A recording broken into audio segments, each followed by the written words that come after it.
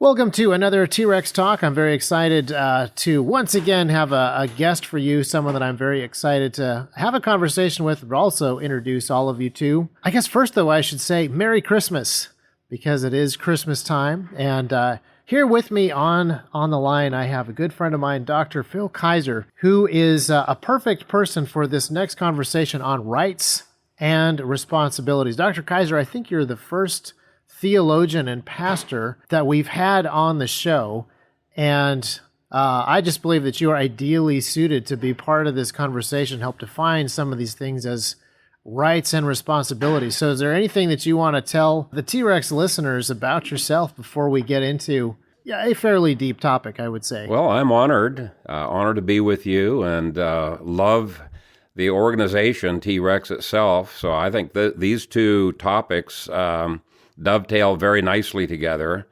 I grew up in the mission field. Theology is my love, but I like philosophy and history and politics, and have been very involved in politics. But this topic of human rights, I think, is very near and dear to my heart, and I'm delighted to be able to share with you. And you've written a book called The Divine Right of Resistance, which I'm going to recommend to folks right off the bat. But this idea of the divine right of kings goes way back, and it's a terrible idea that kings are divinely given sovereign authority. And we won't get into that, but that isn't actually something that is found in Scripture. Rather, we have the divine right of resistance. There are limits on authority, and there is a right to resist unlawful authority. And I think that everybody listening to the T-Rex podcast knows that, because we all believe in the Second Amendment. We all talk about how the right to keep and bear arms is in fact a right. So the T-Rex crowd is very comfortable with talking about rights and in assuming that we have rights.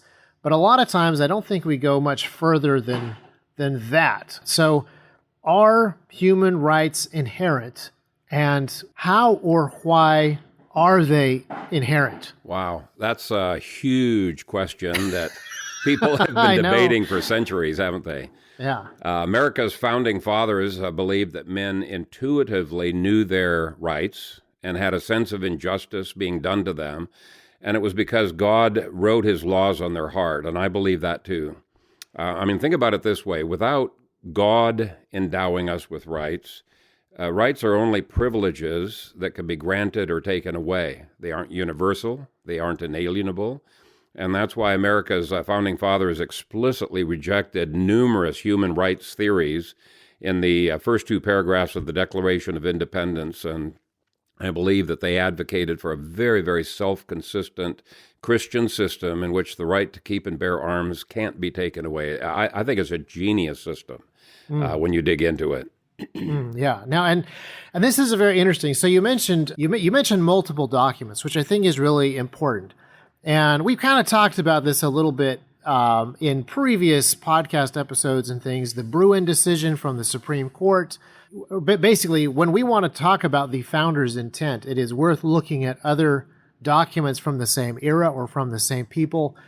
Letters, ideas, books that were being thrown around. And sometimes I think that is a very helpful way to get some perspective and some context. But sometimes people assume that because idea A and idea B were both contemporary, both being kicked around at the time, both in print at the time, that those are part of the Constitution or part of the Bill of Rights or part of the Declaration of Independence.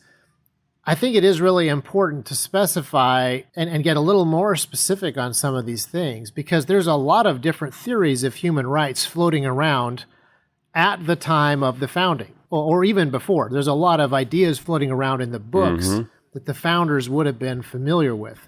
So as we look at their documents and their writings and their speeches and their letters, are they just a product of every idea that is out there?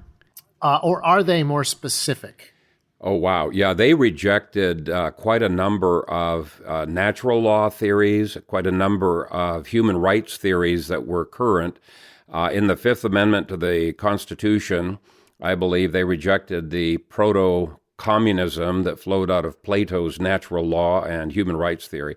Believe me, Plato was no hero. Plato advocated a communal property. I don't think your hearers would appreciate that too much.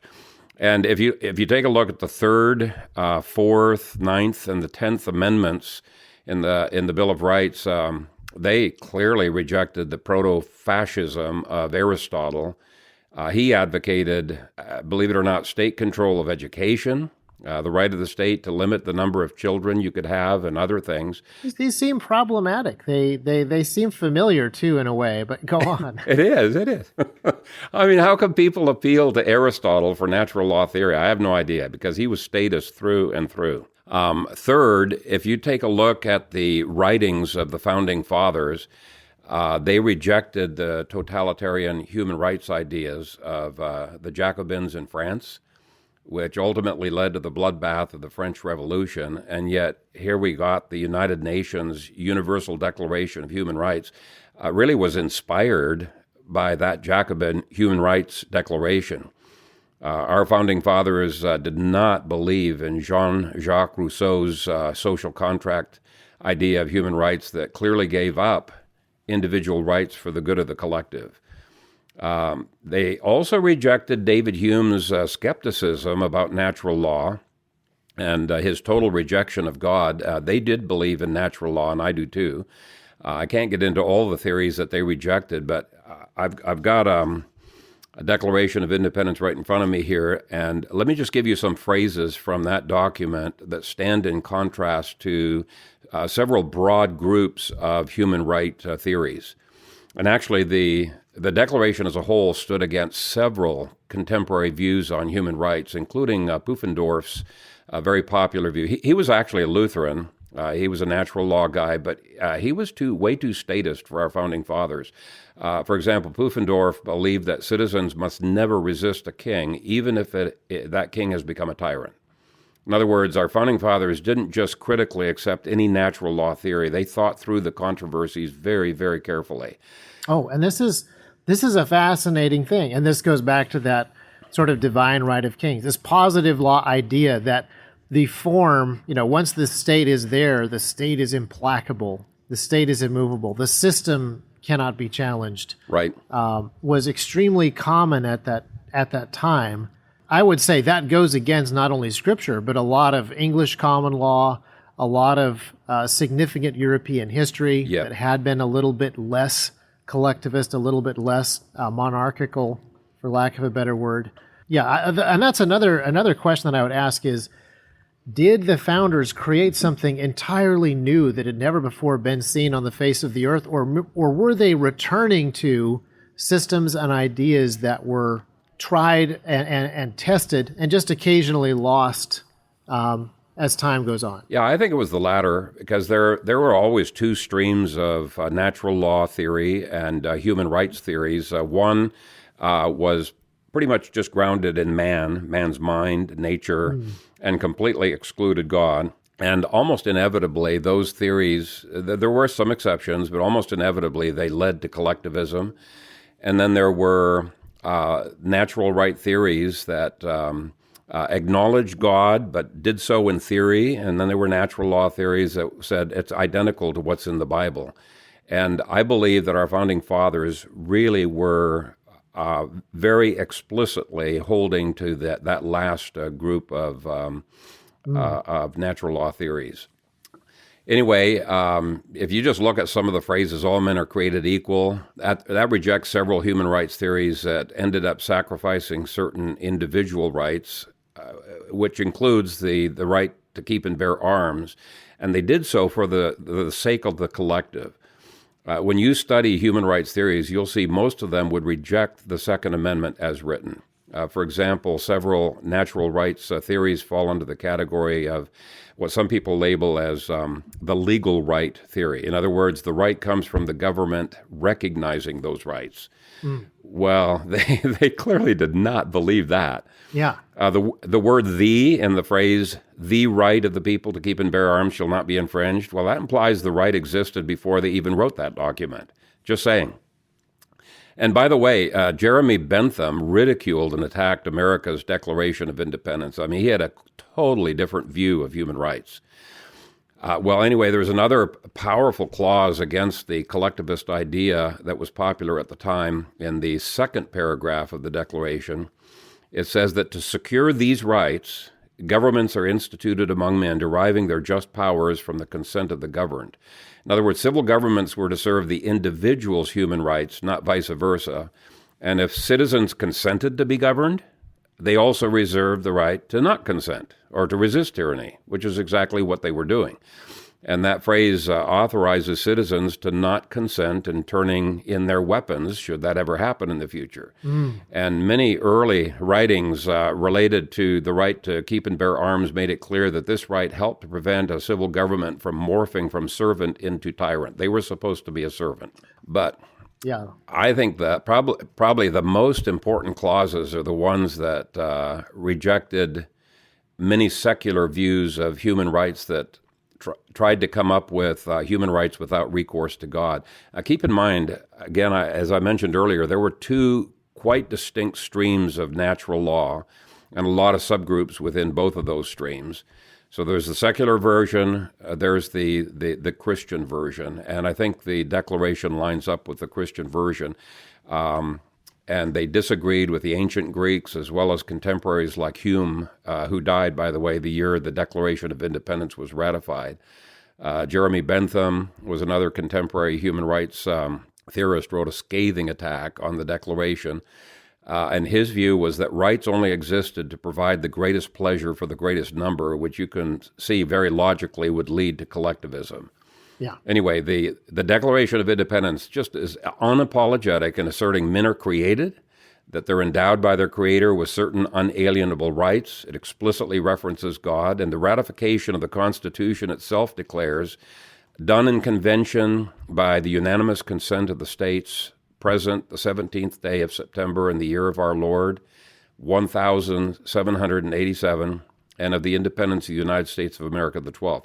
So by making the ratification the 12th year instead of the first year, it made the Declaration of Independence the first legal document of the nation. And people try to brush, the Declaration aside as not being legally binding, but the Supreme Court decisions for the first century or more declared it was legally binding document. Mm-hmm. Yeah. And that section of our Constitution also declares Christ to be the Lord of the nation. So it's a huge clue on the political philosophy of the Founding Fathers. Yes. They could not get a right to keep and bear arms from most natural law theories. Impossible.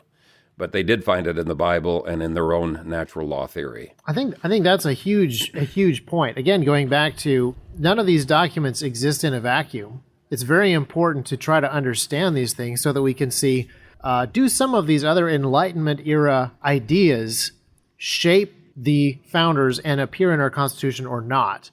And the answer is a lot of times they don't. Like, for example, Hobbes. I've read people who say that, Thomas Hobbes was very influential, and he a lot of his ideas appear in the founding documents. But if you actually read his book Leviathan, right, it becomes obvious that the founders were trying to prevent that at any and all costs. Like, yes. they were trying to do the exact opposite. So not every document of the time is as influential as people assume, but the documents that the founders themselves wrote, those should be put together on a shelf and considered together. And even, I think you made an excellent point, even considered as the same founding documents from a legal perspective, not only context, but the fact that they refer back to the Declaration of Independence as the founding document, not just a placeholder document for a future constitution, is an extremely important point. So thanks for bringing that up. Yeah.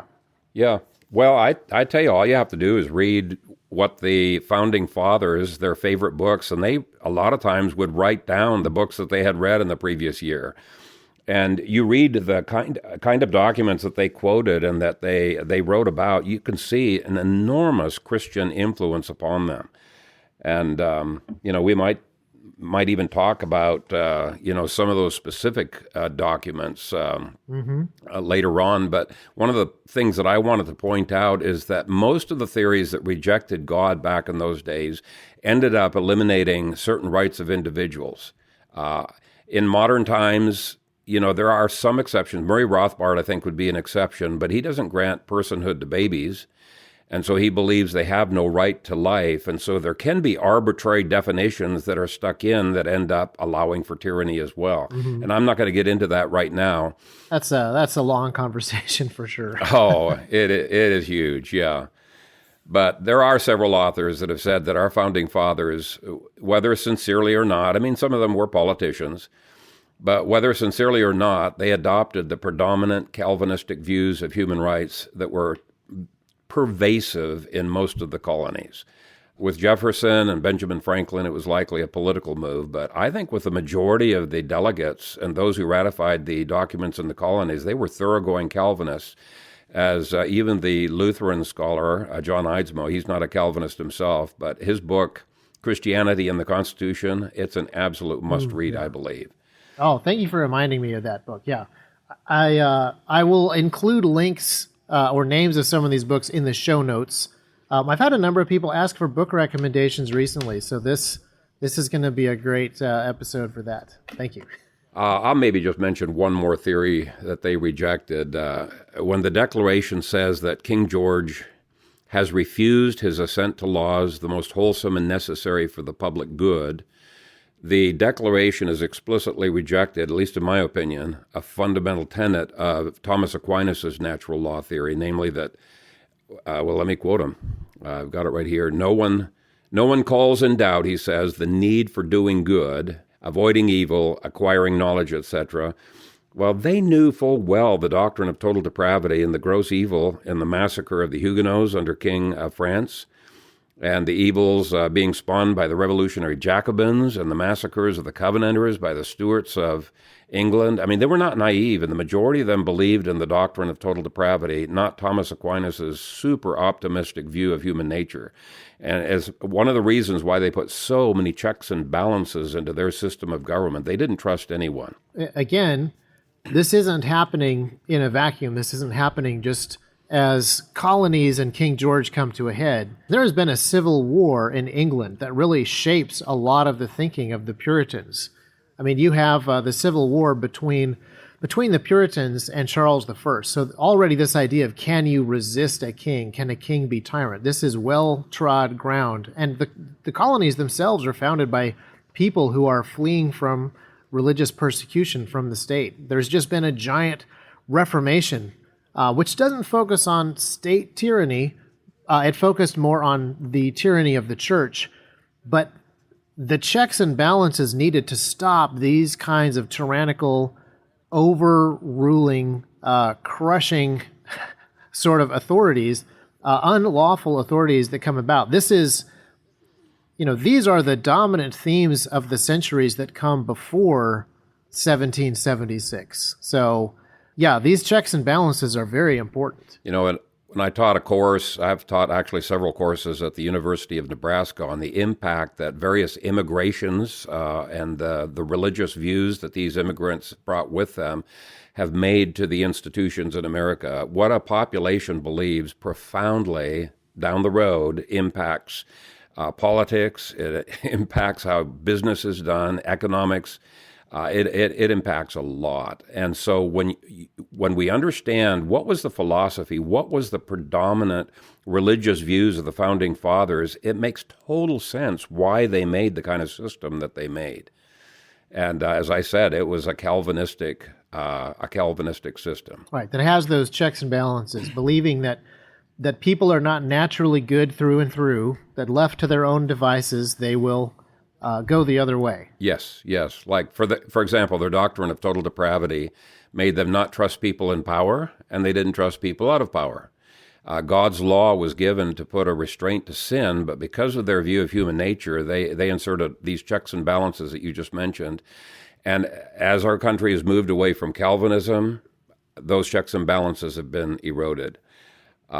Second, Calvinism believed that only God was absolutely sovereign. The individual is not sovereign, and the state is not sovereign. And thus, both anarchism and collectivism were opposed by them. Wow. In contrast, our modern state has become almost godlike, trying to be omniscient with their spying, trying to be omnipotent with their laws, trying to be omnipresent with their agencies, trying to be gracious with their welfare. I mean, it's the exact opposite of Calvinism. Wow. Yeah. Yeah, that's well said. I hadn't even thought about every different unlimited attribute of God being a very specific, deliberate pursuit of our current federal government. But yeah, they're all there. Yeah, it really is fascinating to read some of the founding fathers and how they saw their view of God and their view of nature and all of these things impacting their politics. Very, very self-conscious civic theory. So did they see? Because we have heard recently. We have heard recently a lot of conversation about limited rights.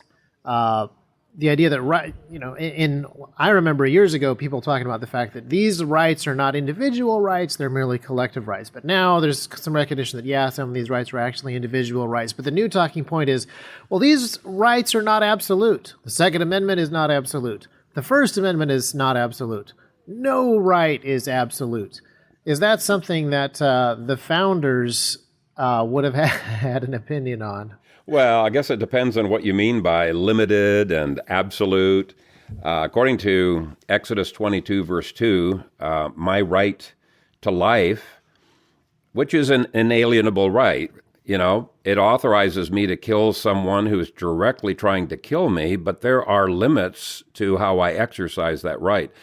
For example, Jesus authorized his disciples to own illegal weapons and even commanded them from that time forward to acquire illegal weapons for self-defense. But when Peter tried to use that illegal weapon in self-defense against the civil magistrate, Jesus told him to put up his sword. He gave as his reason that anarchy is unbiblical and it's self-defeating. So God himself limits how, when, and why our various rights should be exercised and defended.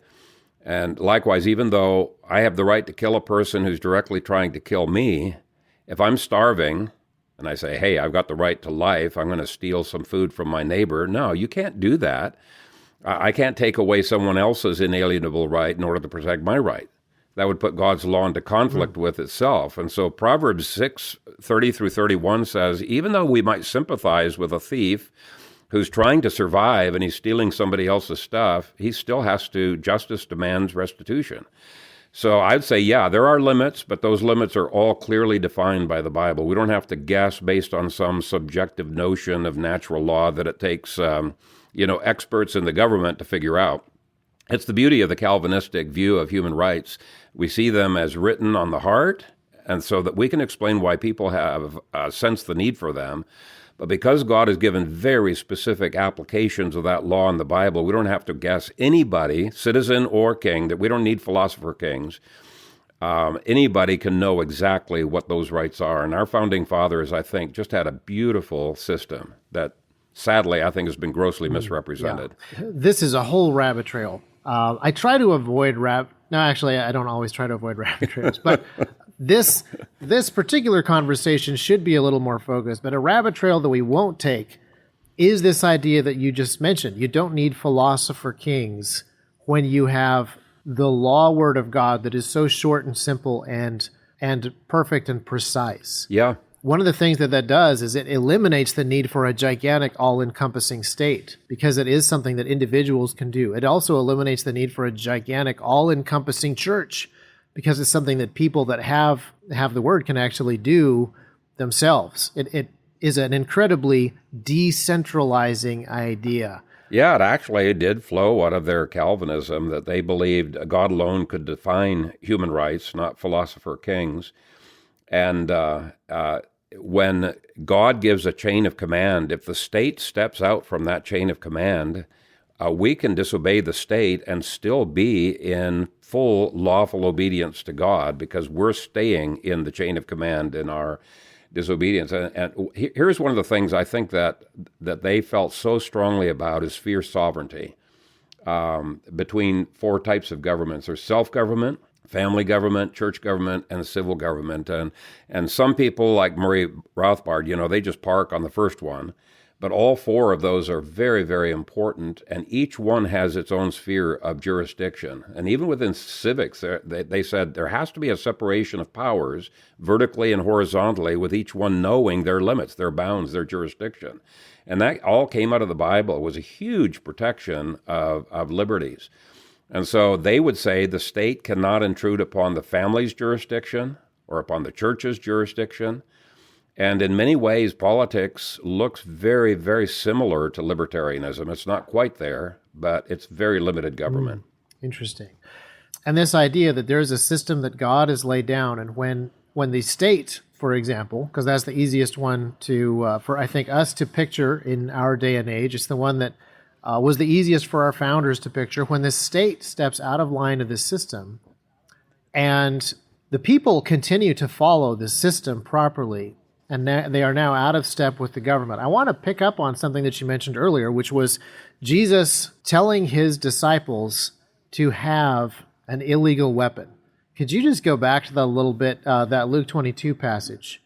Because he recommends to he directs his disciples to get swords, even if it means selling his garment to acquire a sword. But you mentioned earlier that was an illegal... Yeah. That would have been an illegal weapon for them to have in that particular part of the Roman Empire. So if you could just expand on that a little bit. Sure. I've pulled up the Luke 22 passage.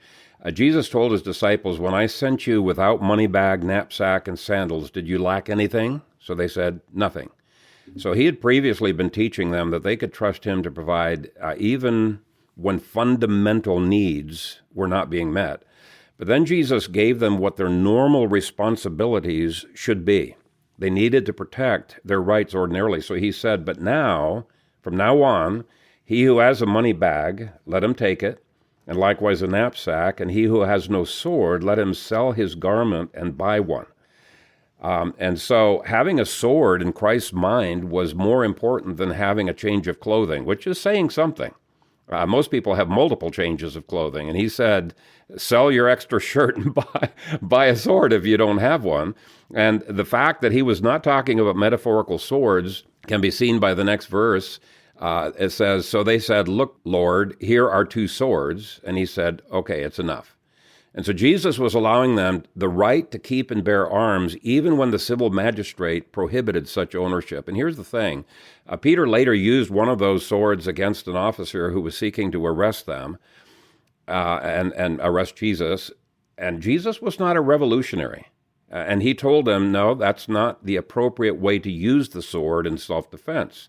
They could break an unlawful law, but they could not engage in revolution. And the Old Testament did exactly the same thing. David fled from tyranny rather than individually raising his sword against the tyranny of Saul. And Jesus commanded his disciples to flee tyranny, which, by the way, fleeing is a form of individual resistance as well. Mm-hmm. He said, when they persecute you in this city, flee to another. Well, that would be breaking the law to flee, but it was an unlawful law, and therefore it was null and void.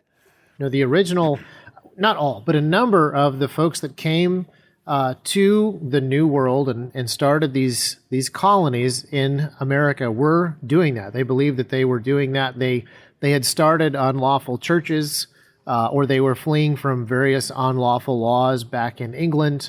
And so then years later, in the 1760s and the 1770s, they actually begin to get ready to fight back. So would you say that the war for American independence, which we call the Revolutionary War in popular parlance, is that actually a revolution? No, it was a lawful war engaged in by lawful civil magistrates, lower magistrates, and the Bible definitely authorizes that. That's not anarchism. It's not revolution. We call it, the Revolutionary War, but it was totally different from the war that was given in France. And so one of the books that I have written, I think you mentioned it earlier, The Divine Right of Resistance, it goes through what are lawful means of resistance and what are unlawful means, and it definitely helps us to avoid the ditch of anarchistic revolution on the one side and just total passive rolling over on the other side. And so I would say, no, it is not in any way, it was not in any way a revolution. Yeah, and a great example of a revolution would be the French Revolution that happened very soon after a lot of the founders were still alive and able to watch and comment on the French Revolution, and to make a clear distinction themselves, because there were a bunch of French revolutionaries who were saying, we just did what America did. We're just doing what America is doing. And the results were completely and totally different. So it's a fantastic, it's a brutal, horrific thing to read about, but it is a fantastic comparison and contrast. It is. Anarchism often leads to the exact opposite, to tyranny, and that's what happened there. It's a fantastic test case of what happens when we don't have any checks and balances or any objective definitions of our human rights.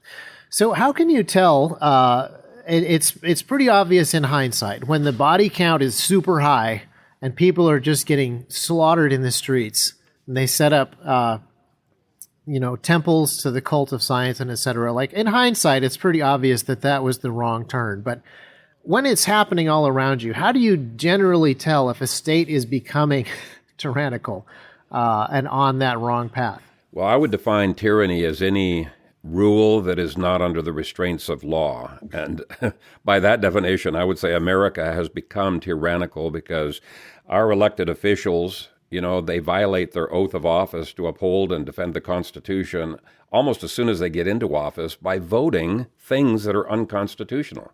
And it's not just Democrats. Most Republicans do that too. No restraints of biblical law or constitutional law. Oh, for sure, yeah. And I would say, biblically, Romans 13 is what people appeal to, that you just need to submit to the government. But in my book, Divine Right of Resistance, I point out that it does not define the rulers there as tyrants, but as being ministers of God with limited, delegated, specified powers. And the Black Robe, have you ever heard of the Black Robe Regiment at the time of the American War for Independence? I have, yes. Some of the most hated people, the British hated the Black Robed Regiment more than anyone, and go on. And the black robe, came from the preachers wore these not priestly garments, but teachers' garments. They were black robes, and they preached during America's War for Independence on what Romans 13 meant and what are the bounds, for our resistance to tyranny. Fantastic sermons. Some of these have been collected and reprinted in recent years, and they will blow you out of the water. They would preach on a passage like Psalm 94:20, which denies that a tyrant is in any way a minister of God. He's a minister of Satan. For example, that verse says, "Shall the throne of iniquity, which crafts evil by statute, have anything to do with you?" So not having anything to do with God sounds more like Daniel's and Revelation's description of such nations as beasts who represent Satan, not God. Wow, you read some of those Black Robe Regiment sermons, they're amazing, absolutely amazing. And our founding fathers listened to them and were very much influenced by them. Yeah, there's a gentleman, I forget his name. I'll have to look him up. I want to talk to you about him offline, but he is currently going through Jonathan Edwards' sermons. And Jonathan Edwards, it predates the War for American Independence by quite a bit.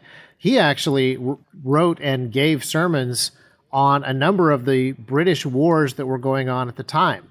And so he wrote sermons about just law theory, when wars are correct and good, when you do follow a legitimate civil magistrate into battle, etc. And so even though his sermons were on French and Indian War, wars prior to that, wars that American colonists signed up for and went and fought on behalf of the British Empire, those sermons on just warfare still had the limits. They still had those checks and balances, the frameworks for what is a lawful and unlawful war. And so those sermons that justified the involvement in some British wars at one time were the exact same sermons, the exact same principles that explained why the American colonists could resist the British army that was doing unlawful things to them in the 1770s, just a few decades later. Yes, absolutely. There's really a cohesiveness. I think it's like over 80% of the colony's population had a pretty cohesive worldview, a Calvinistic worldview. There were some variations, colony to colony. But John Eidsmoe's book, and actually there's been quite a number of books, have documented the religious background of those colonies and what's been come to be known as the Black Robe Regiment. I think shows the structure of the whole population's views of civics. So we've already been discussing this topic for some time. I know you have limited time.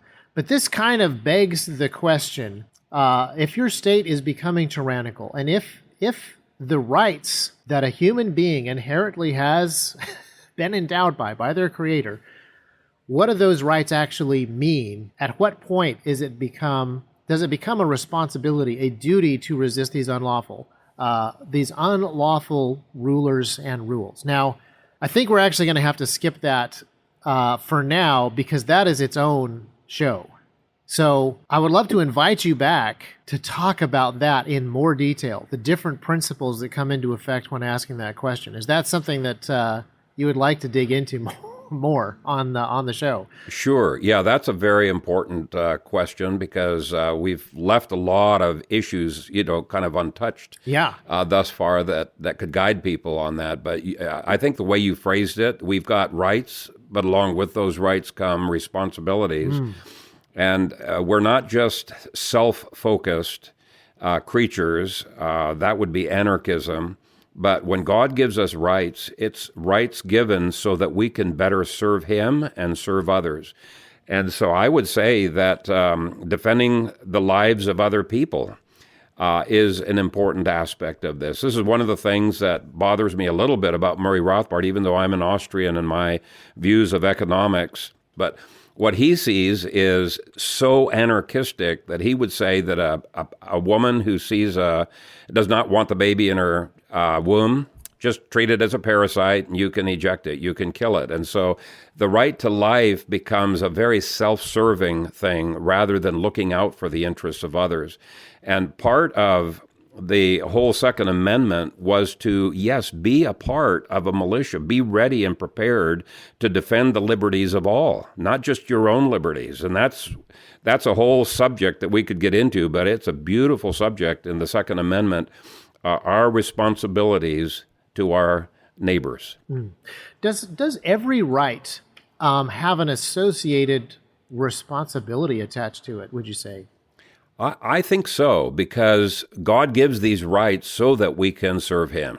This has been a fantastic introduction to a lot of really deep, complicated, detailed issues. I will recommend a number of for people who want to dig deeper immediately, not wait till the next episode, the next conversation that we have with you, Dr. Kayser. I will recommend a number of things in the show notes, linking them to places where they can hear some of your sermons, and also get a hold of that Divine Right of Resistance book, which is an excellent start as well. But there are a whole bunch of different things that we could go in there, and I would love for those of you who are listening to write to us at team@trex-arms.com. Let us know what specific rabbit holes you want to go down on this topic.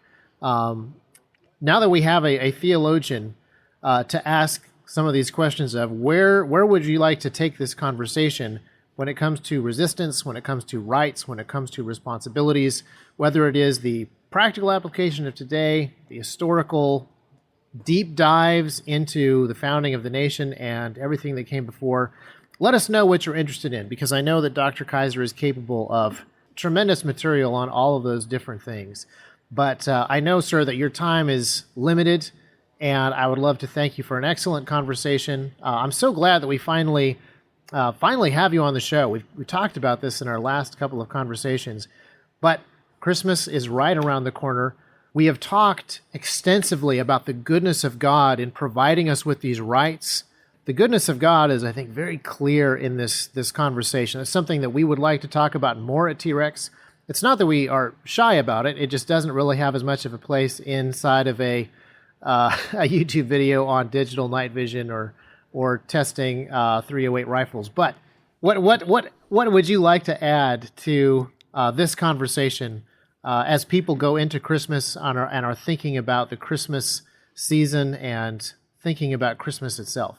Well, the whole incarnation is God identifying with us, going through all of the struggles, all the pains that we went through, being denied rights just like we have been denied. He identified from conception all the way through to death.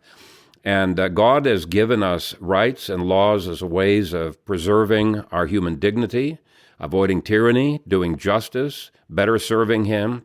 And He's given His own Son, the Lord Jesus Christ, so that we can justly receive His mercy and forgiveness. But He's also a model. He's a role model for us on how to live, as we already saw with the Second Amendment issue that He instructed His disciples in.